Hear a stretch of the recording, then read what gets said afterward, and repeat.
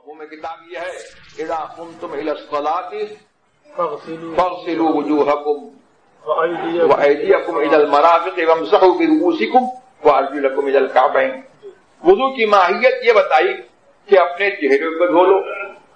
جو چہرے کی حد ہے فقہ کی کتابوں میں جو حد چہرے کی بتائی گئی ہے عرض میں اور طول میں اتنا مطلب ہے کہ ایک مرتبہ جو ہے دھو لو کافی ہے. اور اس کے بعد یہ ہے کہ اپنے جو ہے ہاتھوں کو جو ہے یہاں سے لے کر کے یہاں تک جو ہے کوہنیوں تک دھو لو اور اپنے سروں کا جو ہے مطلب ہے کہ مسح کر لو. چوتھائی سر کا مسح کر لو یا کل سر کا مسح کر لو یا ایک بال کا مسح کر لو. اب یہ اعلیٰ اختلاف المذاہب جو ہے جیسے مطلب ہے کہ ہمارے امام اعظم کے نزدیک جو ہے چوتھائی سر کا مسح کافی ہے. امام مالک کے نزدیک جو ہے استیعاب راس کی شرط ہے اور امام شافعی کہتے ہیں کہ ایک دو بال بھی اگر ہو جائے گا تو مطلب ہے کہ وہ مسح جو ہے ہو جائے گا.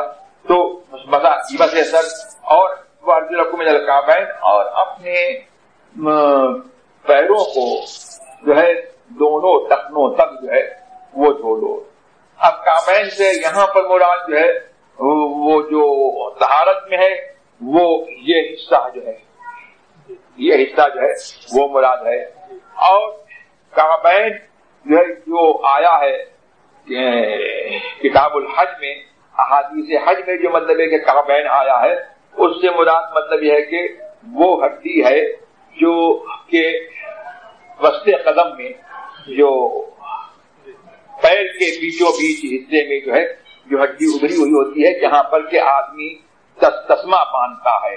اب تو وہ تسمے والا جو ہے شاید جوتا چلتا نہیں ہے. تسمے والا جوتا جو ہے مطلب چلتا نہیں ہے. پہلے وہ سینڈل وغیرہ چلتے تھے تسمے والے تو یہاں پر تسمہ بنتا تھا تو اس میں